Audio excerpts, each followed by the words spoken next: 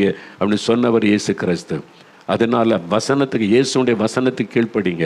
இந்த பைபிளை வாசிக்க விடாமல் பிசாசு உங்களை தடுத்துக்கிட்டே இருக்கிறான். நீங்கள் வேத வசனத்துக்கு ஒழுங்காக திரும்பினா சத்தியத்தை அறிந்து கொள்வீங்க. தயவு செய்து, நான் இதெல்லாம் பேச என்ன காரணம், எனக்கு அதில் என்ன லாபம்? ஏன்னா இயேசு உங்களை நேசிக்கிறார், உங்களுக்காக சிலுவையில் மரித்தார். நீங்களும் இப்படி ரட்சிக்கப்பட்டு குடும்பமாக சந்தோஷமாக இருக்க பார்த்து இயேசு சந்தோஷப்படுவார். அவர் என் தகப்பன், அவர் சந்தோஷப்படுறதை செய்கிறதா என் வேலை. அவருக்கு எது சந்தோஷமோ அந்த செய்தியை சொல்லி வழி நடத்துவதான் என்னுடைய பணி.